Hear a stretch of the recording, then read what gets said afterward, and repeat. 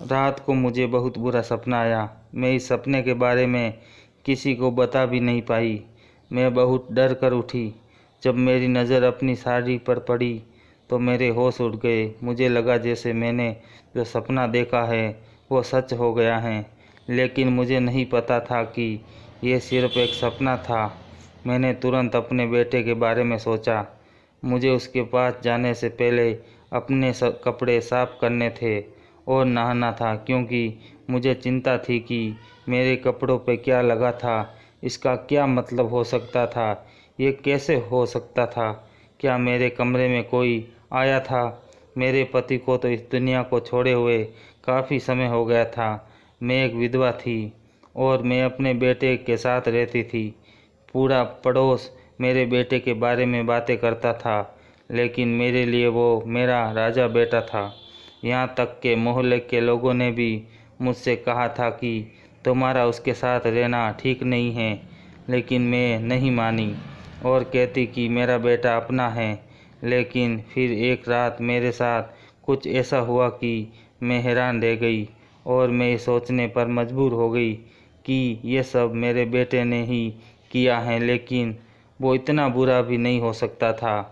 पर फिर एक रात जो हुआ वो कभी किसी माँ के साथ ना हो, क्योंकि मुझे पता चला कि मेरा बेटा ही मेरा रोज़ रात को मेरे साथ। मेरे बेटे का नाम प्रदीप था। उसकी शक्ल सूरत बहुत खूबसूरत थी।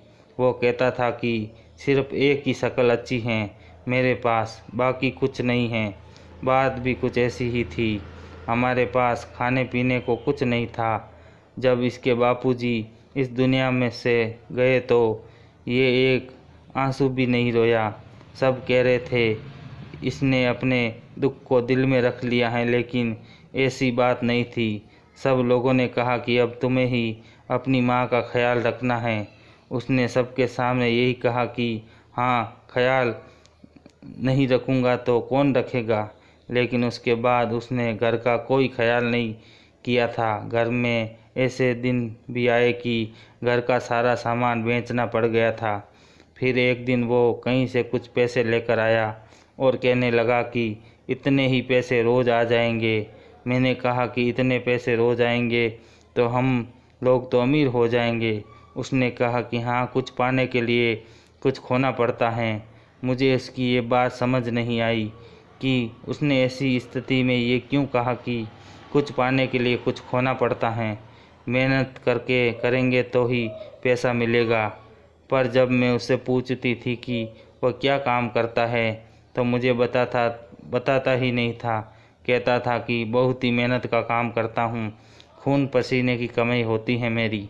मैंने कहा कि ऐसा भी कौन सा काम करता है बेटा, मुझे तो बता दो, क्योंकि अगर कोई बहुत मुश्किल काम है तो तू बेशक ना कर, मैं थोड़े पैसों में ही गुजारा कर लूँगी। इस बात पर वह हंस दिया और कहने लगा कि आप तो गुजारा कर लूँगी, पर मेरा अपना गुजारा नहीं होगा। एक दिन मैं अपने कमरे में बैठी अपने बेटे का इंतज़ार कर रही थी। जब तक वो आता नहीं था मैं खाना नहीं खाती थी, और फिर मुझे उसकी आवाज़ सुनाई दी और पता चला कि वो आ गया है। मैं बाहर आई तो वो रसोई में खड़ा थाली में खाना परोस रहा था। मैंने कहा कि ये क्या बेटा, मुझे कह दिया होता। तो कहने लगा कि नहीं नहीं, बस हो गया। जब मैंने देखा तो उसके हाथ में 2 थालियाँ थी। मैं सोचने लगी कि उसने मेरे लिए भी खाना निकाला है और मेरे साथ बैठकर खाना खाना चाहता है। शायद वह यही खाना लेकर मेरे कमरे में ही आ रहा था, लेकिन मैंने उसे पहले ही देख लिया। पर वह दोनों थालियाँ हाथ में उठाकर बोलने लगा कि माँ, ज़रा अचार भी पकड़ा देना, और दोनों थालियाँ लेकर अपने कमरे में चला गया। मैं हैरान हुई कि कमरे में कौन है। मैंने कहा कि क्या तेरा दोस्त आया है? तो उसने कहा कि हाँ, बहुत ख़ास दोस्त हैं। पर मैंने जब देखा तो मेरे लिए कोई खाना नहीं पड़ा था। मैं चुप हो गई। मुझे तो भूख बहुत लगी हुई थी, पर मैं क्या कर सकती थी। मैंने कहा कि उसका दोस्त आया है, वो क्या सोचेगा। फिर मेहमान तो भगवान के समान होता है। मेहमान ने खाना खा लिया तो ये अच्छी बात है। मैं वापस अपने कमरे में चली गई। लेकिन आधे घंटे के बाद मुझे मेरे बेटे के कमरे से अजीब किस्म की आवाज़ें आने लगी। ऐसी आवाज़ तो किसी महिला की ही हो सकती हैं। उसके कमरे में उसका दोस्त नहीं था, और अगर दोस्त था तो इस घर में बहुत बड़ा अनर्थ हो रहा था। मैं तुरंत उसके कमरे की तरफ गई और मैंने दरवाज़ा खोलने की कोशिश की, लेकिन दरवाज़ा अंदर से बंद था। मुझे पता चल गया कि क्या हो रहा है। अंदर कोई दोस्त नहीं था, अंदर कोई लड़की थी जिसको मेरा बेटा घर ले आया था। मैंने तो अपना सर पकड़ लिया कि ये प्रदीप ने क्या काम करना शुरू कर दिया है। अब क्या होगा? मैं इसके बाप को क्या जवाब दूंगी? मैं बाहर बैठ गई और 1 घंटे के बाद एक लड़की वहाँ से निकली। अपनी साड़ी के पल्लू को संभालती हुई वहाँ से ऐसे चली गई जैसे कोई उसे परवाह ही नहीं थी। साफ पता चल रहा था कि वो कौन थी। वो किसी की बेटी, किसी की इज्जत, किसी अच्छे घर की लड़की नहीं थी। शायद वह यही सब काम करती थी, इसलिए तो किसी के घर भी आ गई और खाना भी खाया, अपना काम किया और अब जा भी रही थी। मैं जब कमरे में गई तो मेरा बेटा बिस्तर पर पड़ा शायद सोने लगा था। मैंने कहा कि ये क्या काम करना शुरू कर दिया है तूने? शर्म नहीं आती तुझे? इस घर में खाने को कुछ नहीं है और तू पैसा ऐसे कमा कर बर्बाद कर रहा है। वो कहने लगा कि किसने कहा कि मैं पैसा बर्बाद कर रहा हूँ? मैं पैसा बर्बाद नहीं कर रहा हूँ। मैंने कहा कि अच्छा, वो क्या तेरी दोस्त थी जो बिना पैसे लिए ही तेरे घर आ गई थी? और जिस तरह से वो गई पैसे दबाते हुए थी उसके हाथ में मैंने देखा था। तो मेरे बेटे ने बड़ी अजीब बात कर दी। उसने कहा कि हाँ, चेंज पैसे थे। मैंने उससे पूछा कि तूने उसको चेंज वापस क्यों किया? क्या क्या कहना चाहता है? तो कहने लगा कि अम्मा, तुम नहीं समझोगी, आजकल इस समाज में बड़ा कुछ हो रहा है और यहाँ मेरी मर्ज़ी से नहीं, अपनी मर्ज़ी से आई थी और पैसे उसने नहीं कमाए, पैसे मैंने कमाए हैं। जब मैंने ये बात सुनी तो मैं हैरान रह गई थी। मुझे भी समझ नहीं आ रहा था। फिर कहने लगा कि आजकल सब उल्टा पुल्टा हो रहा है। जब मुझे हल्की सी भनक पड़ी कि असल में ये पागल क्या कह रहा था, मैंने तो दोनों हाथों में अपना सर पकड़ लिया था। मैंने कहा कि तुम ये क्या कह रहे हो? किस किस्म के काम कर रहे हो? ये वो काम है जो इस समाज में औरतें करती हैं और उनको भी ये समाज बुरी नज़र से देखता है, और तूने ये काम करना शुरू कर दिया है, वो भी घर में। कहने लगा, आपको क्या लगता है पैसे कहाँ से आ रहे हैं? जो काम इसने किया है, मुझे उसके मुंह पर थप्पड़ मारना चाहिए था, इसको धक्के देने चाहिए थे, लेकिन मैंने रोना शुरू कर दिया क्योंकि मैं समझ गई कि अगर उसने ये सब कुछ किया है तो बहुत मजबूरी में किया होगा। कोई मर्द अगर ये सब कुछ करता है तो मजबूरी में ही करता है, जिस तरह औरत मजबूरी में करती हैं। कोई भी ऐसा काम अपनी मर्ज़ी से तो नहीं करना चाहेगा, वो मर्द हो या फिर औरत। वह कहने लगा कि कुछ नहीं हुआ माँ, जैसा तू समझ रही हैं ऐसा कुछ नहीं है। मेरा तो बहुत अच्छा समय गुजर रहा है और पैसे भी बन गए। चल, मैं तेरे लिए खाने को कुछ लेकर आता हूँ। तूने खाना नहीं खाया था ना? मैंने कहा कि मैं खाना नहीं खाऊंगी। तू मेरे सर की कसम खाकर कह कि तू ये सब कुछ नहीं करेगा। तू मेहनत मजदूरी क्यों नहीं करता? तू मेहनत मजदूरी कर लेता। तू इतना हट्टा कट्टा है, जवान है, तेरे लिए इतना मुश्किल काम नहीं होगा और दिहाड़ी के पैसे भी तो मिलेंगे ना। अब वो ऐसे मुझे देख रहा था जैसे कि मैं उसे लेक्चर दे रही हूँ। उसने कहा कि तेरी कसम खाकर कहता हूँ कि पहली और आखिरी दफ़ा किया है, दोबारा ऐसा कुछ नहीं करूँगा। मैं तेरे लिए कुछ खाने के लिए लेकर आता हूँ और तू बार बार मेरा सिर ना खा और ऐसी बात ना कर, मेरे सर में दर्द हो रहा है। तू अच्छी सी चाय बना ले, मैं कुछ लेकर आता हूँ। उसने मेरे सर की कसम खाकर वादा किया था, तो मुझे यकीन हो गया कि दोबारा ऐसा कुछ नहीं करेगा। लेकिन अब भी मेरा दिल मान नहीं रहा था। सोच सोच कर मुझे रोना आ रहा था। तब तक मेरा पति जिंदा था, तब तक इस घर में ऐसा कुछ नहीं हुआ था। लेकिन घर से एक मर्द गया तो क्या हो गया? घर में दूसरा मर्द भी तो था, फिर ये इस तरह की हरकतें क्यों कर रहा था? हम पे कोई कर्ज नहीं था, हम गरीब थे, लेकिन हमने किसी से 1 रुपया भी उधार नहीं लिया था। घर में 2 ही लोग थे। घर के मालिक ने भी हमें कभी तंग नहीं किया था। वो तो इस देश में होता ही नहीं था। कभी उसे पैसे दे देते तो कभी नहीं लेता था, वरना उसने इन 2 कमरों के घर का क्या करना था? उसे पता था कि अगर एक बार हम इस घर से निकल गए तो फिर इस घर में कोई नहीं रहेगा और ये घर खंडर बनकर टूट जाएगा, क्योंकि जिस घरों में कोई नहीं रहता उसका यही होता है। इतने तो मसले नहीं थे हमारे, इतनी तो कोई बड़ी बात नहीं थी कि मेरे बेटे को ये सब कुछ करना पड़ता। मैं रात तक इस बारे में सोचती रही। फिर जब मैंने उसे बार बार कहा तो उसको गुस्सा आ गया। उसने कहा कि खुद ही को तो बिका रहा हूँ, अपना ही तो सौदा किया है, और क्या आपको बेचता? बोलते बोलते उसकी ज़बान रुक गई। शायद वो गुस्से में ऐसी बात करने लगा था जो उसे नहीं करने चाहिए थी, लेकिन शुक्र है कि वो चुप हो गया। मैंने कहा कि अब मैं इस बारे में कोई बात नहीं करूँगी, लेकिन तू भी ऐसा कुछ नहीं करेगा, नहीं तो मेरा मरा मुंह देखेगा। उसके बाद मैं देख रही थी कि मेरा बेटा सारी रात जाग रहा था। अगले दिन मुझे कहने लगा, माँ तू घर पर खाना ना बनाया कर। मैंने कहा कि क्या मतलब? कहने लगा कि घर पर खाना बनाने में बहुत तामझाम लगता है, गैस जलती हैं, तेल लगता है, सब्जियां लगती हैं, आटा दाल चावल लगते हैं, इतना कुछ लाना पड़ता है, फिर कहीं जाकर थोड़ा सा खाना बनता है। मैंने कहा कि बात तो तेरी ठीक है, लेकिन अगर घर पर खाना नहीं बनाऊंगी तो क्या होगा? तो वो कहने लगा कि मेरा एक दोस्त है, उसने एक होटल बनाया है। वो कहता है कि थोड़ा बहुत खाना तो यूं ही बच जाता है, तो हम फेंक देते हैं, तुम लोगों को दे दिया करेंगे, 2 लोगों का खाना होगा, मैं ले आया करूँगा, हमारे पास पैसे भी बचेंगे और मुझे मेहनत भी नहीं करनी पड़ेगी। मैंने कहा कि बात तो तेरी ठीक है, लेकिन रोज़ रोज़ बाहर का खाना खाने से तबीयत खराब हो जाएगी बेटा। तो वो कहने लगा कि नहीं, वो खाना बिल्कुल घर जैसा बनाता है, बस खाना ले आया करूँगा।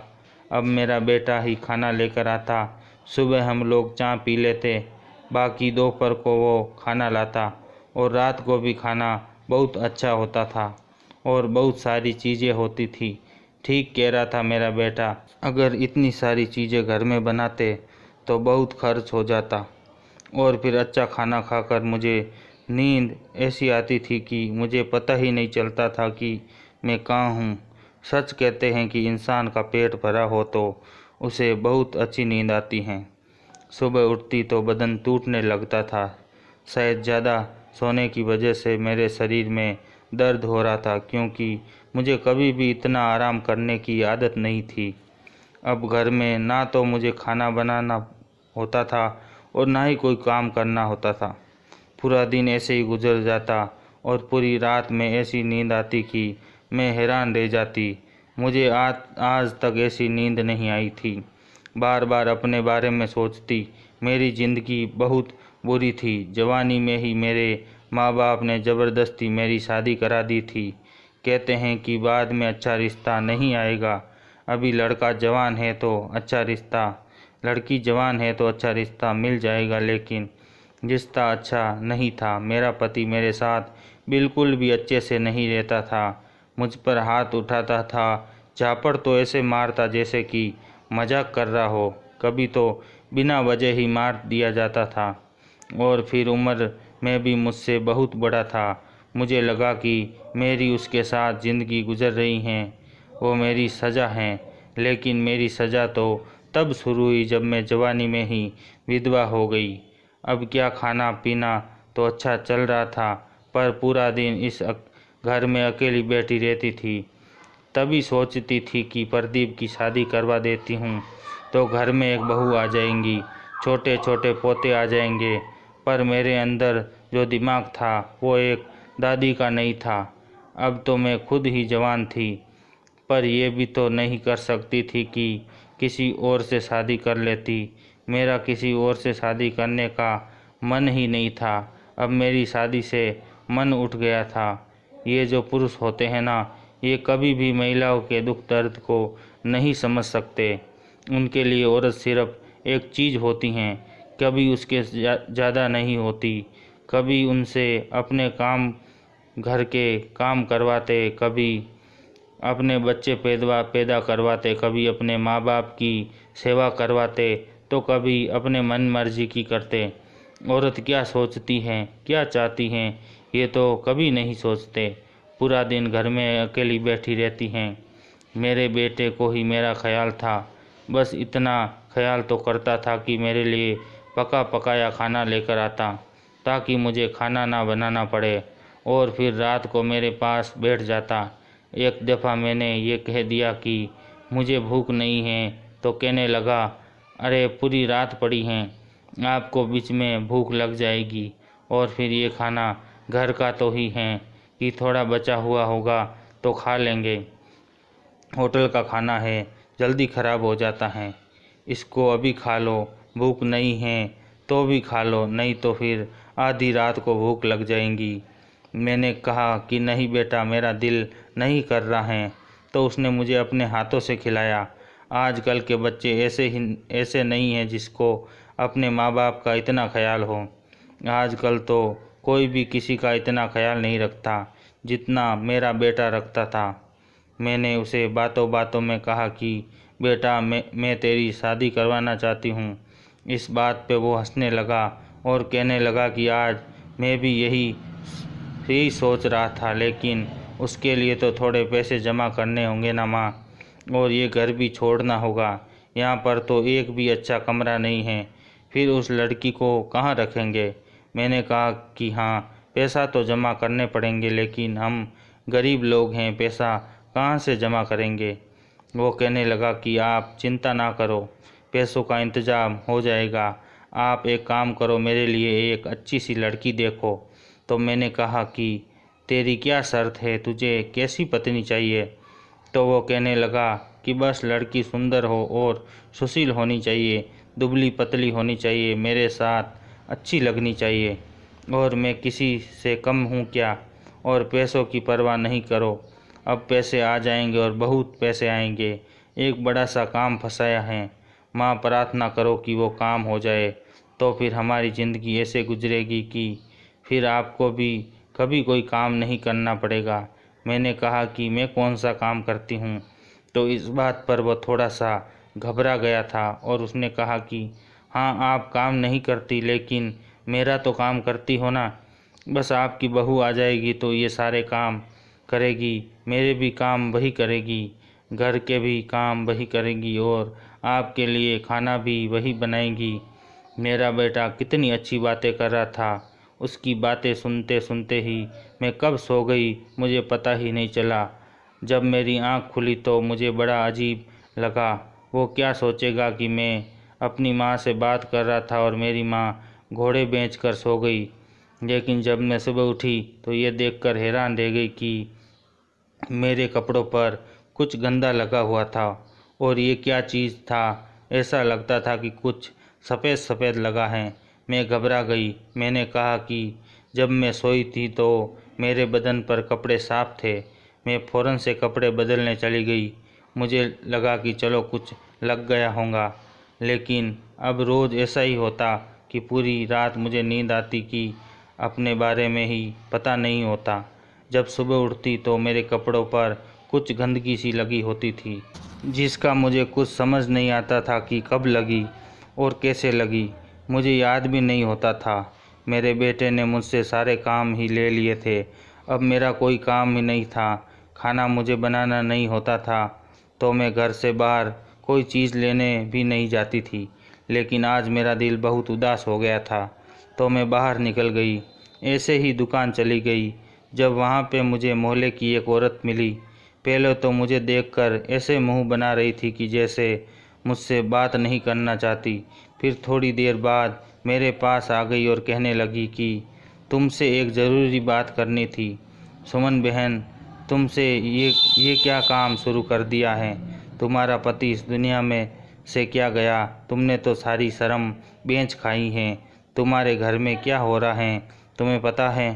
पहले तो मुझे उसकी बात पर बड़ा गुस्सा आया, फिर मैं समझ गई कि वो किस बारे में बात कर रही हैं।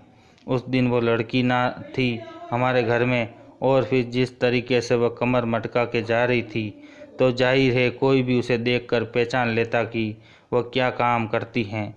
मैंने कहा कि हाँ, हुआ था एक दफ़ा, ऐसा हो जाता है कभी कभी, जवान बेटा है ना इसलिए। उसने कहा कि बेटे से ज़्यादा जवानी तो तुम्हें चढ़ी हुई है, घर में तुम्हारे मर्दों का आना जाना नहीं होता। मैंने कहा कि कौन से मर्दों का आना जाना, मेरे घर में तो कोई मर्द नहीं आता जाता। उसने कहा कि अच्छा, अब तुम ऐसे झूठ बोलोगी और हम मान जाएंगे। तुम्हारे घर में तो रोज़ ऐसे मर्द आते हैं जैसे तुम डॉक्टर बन गई हो, और वो सारे तुम्हारे मरीज हो, तुमसे इलाज करवाने के लिए आते हैं। तुम्हारे बेटे के इतने दोस्त थे क्या? लेकिन तुम्हारा बेटा तो हमारी आंखों के सामने पला बड़ा है, और मोहल्ले का कोई भी लड़का उससे दोस्ती नहीं करता। जैसे उसकी नीयत और बातें हैं, यहाँ पे तो कोई उसकी दोस्ती नहीं है। मैंने कहा कि तुम कैसी बातें कर रही हो, मेरे घर में कोई भी नहीं आता जाता, मैं तो पूरा दिन अकेली बैठी होती हूँ। आज भी इसलिए घर से बाहर निकली हूँ क्योंकि अकेली बैठी बैठी बोर हो रही थी। बस मेरा बेटा और मैं ही तो होते हैं घर में। थोड़ी देर के बाद वहाँ से एक और औरत आई और कहने लगी, क्या बात है, क्या हो गया है? तो ये औरत कहने लगी कि बस मैं तो इसको कह रही थी कि भगवान से डरे, लेकिन इसको तो कोई शर्म नहीं है। वो दोनों बातें करती वहाँ से चली गई, और मैं ये सोचती रह गई कि आखिर इस औरत की बात का मकसद क्या था। मैं घर पहुँची तो बड़ी परेशान थी। मेरा बेटा खाना लेकर आया था, मैंने उसे सब कुछ बता दिया। वो भी हैरान हुआ। उसने कहा कि लोग ऐसी बातें करते हैं, लगता है कि वह किसी और के घर की बात ही होगी, उन्हें गलतफहमी हो गई होगी। मैंने कहा कि ऐसी भी कैसी गलतफहमी किसी को हो सकती हैं? क्या आप किसी के मुंह पे इतनी सारी बातें सुना दो और बाद में पता चले कि नहीं, ये तो वो आदमी था ही नहीं। मेरे बेटे ने कहा कि छोड़ो ना माँ, आप क्यों लोगों की बातें सुनती हों, आप घर से बाहर ना जाया करो। मैंने कहा कि मैं अकेली रहती हूँ तो परेशान हो जाती हूँ। आज शाम तू मुझे कहीं लेकर चल, बड़े वाले मंदिर में ही ले चल, भगवान से प्रार्थना करूँगी, थोड़ी देर बाद बैठ जाऊँगी और मेरे दिल को सुकून आ जाएगा। वो कहने लगा कि रात को तो मैं नहीं जा सकता, अभी ले जाता हूँ, तुम मेरे साथ चलो। मैं खुश हो गई। मेरा बेटा मुझे मंदिर ले गया, लेकिन वहाँ पर भी लोग हमारी तरफ इशारा कर कर के कानाफूसी कर रहे थे और एक दूसरे को कुछ ना कुछ बोल रहे थे, इसलिए हम लोग जल्दी वापस आ गए। मैंने अपने बेटे से फिर से कहा कि ये सब क्या है, तो वो कहने लगा कि बस लोग हैं, बातें करते हैं, आप इन लोगों के बारे में मत सोचो। मैं आजकल घर का कोई काम नहीं करती थी, फिर भी मेरे शरीर में दर्द होता रहता था। मुझे याद है कि मेरी अपनी माता कहती हैं कि जब इंसान ज़्यादा ही बैठने लगता है तो उसकी भी हड्डियों में दर्द शुरू हो जाता है, इसलिए मेरे साथ ये सब कुछ हो रहा था। मेरी कमर और टांगों में बहुत दर्द हो रहा था, मुझे बहुत ज़्यादा नींद आती थी। मुझे अपने कमरे में एक ऐसी चीज़ मिली कि मेरी ये सोच बदल गई कि कुछ ठीक नहीं है। मैं सोचने पर मजबूर हो गई, कुछ ना कुछ तो गड़बड़ ज़रूर है, क्योंकि उस चीज़ का मेरे कमरे में कोई काम नहीं था। मेरा पति तो इस दुनिया में ही नहीं था, तो फिर ये चीज़ मेरे कमरे में क्या कर रही थी? ये तो ऐसी चीज़ थी जिसका संबंध पति पत्नी से ही हो सकता था। मेरे दिल में ये बात आ गई कि कुछ तो बुरा हो रहा है। मैं रात को इतनी गहरी नींद में कैसे सो जाती थी। सुबह मेरे कपड़ों पर अजीब किस्म का गंदा लगा होता था। मेरा बेटा मुझे कहीं जाने नहीं देता था और लोग कहते थे कि मेरे घरों में मर्दों का आना जाना है, जबकि मुझे याद भी नहीं है कि घर में कोई मर्द आया था या नहीं। ये सारी बातें किस तरफ इशारा कर रही थी? क्या था जो अजीब हो रहा था? कहीं मेरा बेटा फिर से कोई ऐसी वैसी हरकत तो नहीं कर रहा था जो उसे नहीं करनी चाहिए थी? लेकिन फिर भी इसमें मेरी तबीयत क्यों ख़राब हो रही थी? इसका मतलब है कि घर में जो कुछ हो रहा था उसका ताल्लुक मुझसे ही था और मुझे ही पता लगाना था। मैंने सोच लिया था कि मुझे क्या करना है, पर मैं अभी से ही बहुत परेशान हो गई थी। एक दिन मैंने अपने बेटे को किसी से फ़ोन पर बात करते हुए सुना। वह कहने लगा कि मेरी तो अकल मारी गई थी जो मैंने उस दिन वो काम किया था। मेरी माँ ने कहा था कि ये काम मर्द नहीं करते। उसमें मेरा कुछ नहीं जा रहा था और मुझे भी पैसे मिल रहे थे, लेकिन अगर उस टाइम मैं अपनी माँ की बात पर गौर नहीं करता तो अब तो मैं उसी काम की तरफ लग जाता। जब मैंने अपने बेटे की ये बात सुनी तो मैं भगवान का शुक्र अदा किया कि कम से कम मेरे बेटे को ये बात समझ आ गई। लेकिन इसके बाद जो अगली बात उसकी ज़ुबान से निकली थी वो मेरी ज़ुबान को बंद कर गई थी। वो कह रहा था कि जब घर में ही पैसे कमाने का एक ज़रिया मौजूद हो तो मुझे अपनी जवानी ख़राब करने की क्या ज़रूरत थी? मुझे मेरी माँ ने ही सही मशवरा दिया था। अब मेरे पास इतने पैसे हैं कि मैं जल्दी एक बहुत बड़ा घर लेने वाला हूँ। ये सुनकर हैरान रह गई थी कि मेरे बेटे के पास इतने पैसे कहाँ से आ सकते हैं और वह ऐसा क्यों कर रहा था कि घर में ही पैसे कमाने का ज़रिया है। मैं तुरंत उसके कमरे की तरफ गई और कमरे की तलाशी लेने लगी। जब मैंने अलमारी खोली तो सामने का नज़ारा देखकर मैं हैरान रह गई। उसकी अलमारी में बहुत सारे पैसे पड़े थे। इतने ज़्यादा पैसे मैंने अपनी पूरी ज़िंदगी में कभी नहीं देखे थे। शायद 8 से 10 लाख तो होंगे ही, लेकिन मेरे बेटे के पास इतना सारा पैसा कहाँ से आया था? वह तो कहता था कि मैं बड़ा गरीब हूँ, मैंने तेरी बात मान ली है, मैं तो मज़दूरी करता हूँ, खाना भी बाहर से लाता हूँ। फिर ये सारे पैसे कहाँ से आए थे? मैंने सोच लिया था कि मुझे क्या करना है। एक दिन वो दोपहर को बाहर से खाना लेकर आया तो मैंने खाने से इनकार कर दिया। कहने लगा कि खा लेना माँ, क्यों नाराज़ है? तू नाराज़ है क्या? मैंने कहा कि मुझे भूख नहीं है। रात को तो भूख लगेगी ना। जिस तरह से वो बात करके गया था मैं हैरान थी। उसे मेरी कोई परवाह नहीं थी, लेकिन खाना वह मुझे अपने हाथों से खिलाया करता था। अगर मैं कहती कि मुझे खाना नहीं खाना तो जिद करता था। आज भी मैंने सोचा था कि मैं खाना नहीं खाऊंगी, लेकिन अब मैं समझ गई कि मुझे जिद नहीं करनी चाहिए बल्कि कुछ और करना है। मैंने उसके सामने वो खाना अपनी प्लेट में तो डाल दिया, लेकिन जब वो अपने मोबाइल की तरफ बिजी था तो मैंने इस तरह से एक्टिंग की कि जैसे मैं खाना खा रही हूँ। मैं असल में ये खाना खा नहीं रही थी। मैंने अपनी गोद में एक रुमाल रखा था और उसके अंदर वह खाना गिराती जा रही थी। वो मुझे बार बार कह रहा था कि जितनी भूख है उतना ही खाना खाए, बहुत अच्छा है, पेट भर के खाओ। मैंने कहा कि हाँ, मैंने खाना खा लिया है और अच्छे तरीके से उठी और खाना जाकर कूड़े में फेंक दिया। मैंने कहा कि मुझे नींद आ रही है, मैं सोना चाहती हूँ। तो वो कहने लगा कि माँ, ये कपड़े बदलो। मैंने कहा क्यों? तो वो कहने लगा कि तुम्हारे कपड़े बहुत गंदे हैं। मैंने कहा कि नहीं, मैंने तो आज ऐसा कोई काम नहीं किया है और मैं जो कपड़े पहने रहती हूँ वही कपड़े पहनकर सो जाती हूँ। तो वो कहने लगा कि वही तो कह रहा हूँ ना, इतने दिन से कपड़े पहन रखे हैं तो कपड़े बदल लो। मैं सोचने लगी कि अब तो सोना ही है तो कपड़े बदलने को क्यों कह रहा है।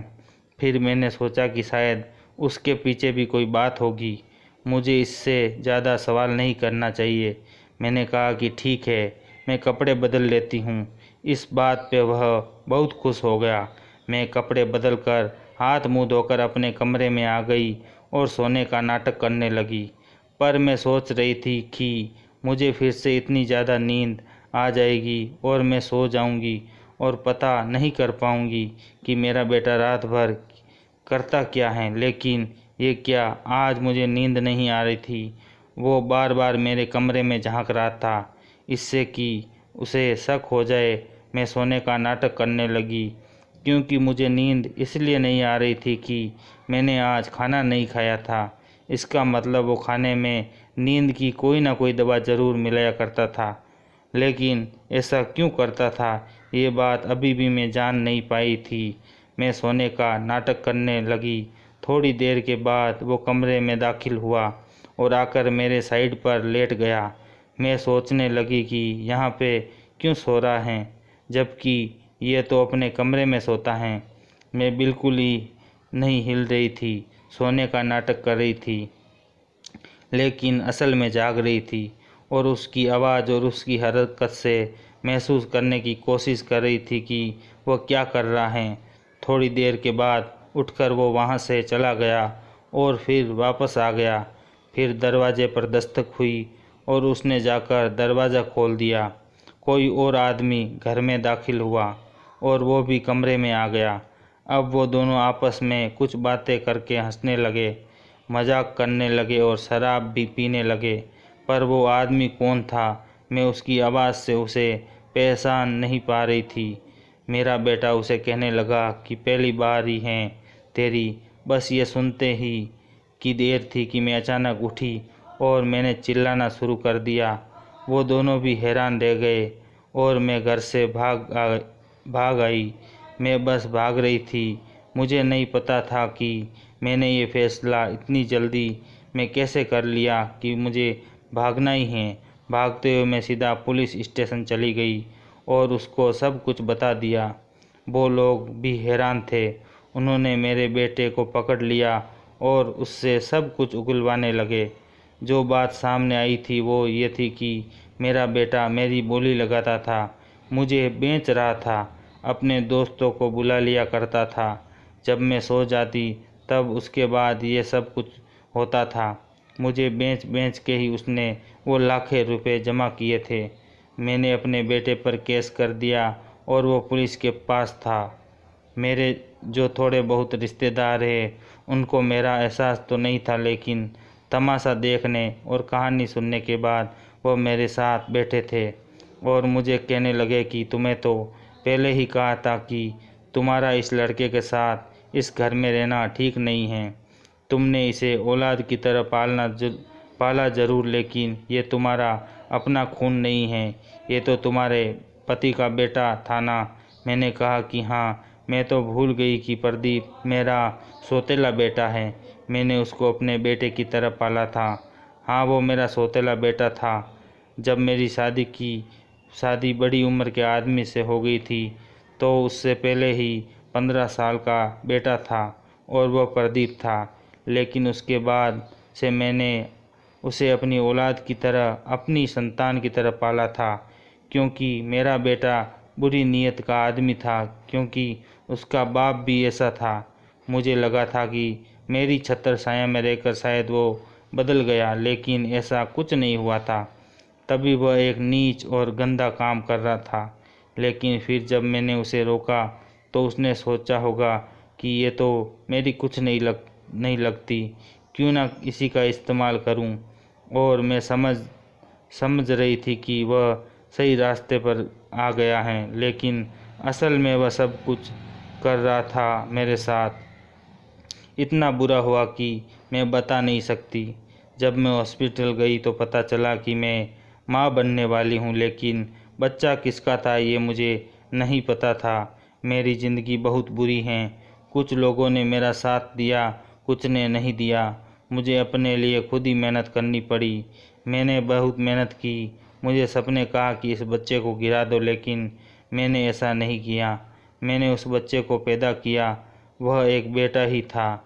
अब मैं उस बच्चे को पाल रही हूँ, क्योंकि मैं नहीं चाहती थी कि वह फिर से प्रदीप बन जाए, क्योंकि उसको भी तो उसकी माँ छोड़कर चली गई थी। मैं इस बच्चे को पालना चाहती थी और ये साबित करना चाहती थी कि ये सब मर्द बुरे नहीं होते हैं।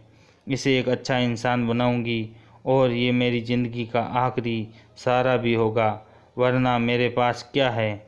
मुझे नहीं पता इसका बाप कौन है। मेरे लिए ज़िंदगी बहुत बड़ी मुश्किल है। मैंने वो मोहल्ला छोड़ दिया, मैं कहीं और चली गई और सबसे झूठ बोलती कि मेरा पति इस दुनिया में नहीं है। मैं एक विधवा माँ हूँ और अपने बच्चे को पाल रही हूँ, इसलिए नए इलाके में लोग मेरे खिलाफ़ इतनी बातें नहीं करते हैं, लेकिन डर लगा रहता है कि कहीं मेरा गुजरा हुआ कल मेरे सामने आकर खड़ा ना हो जाए।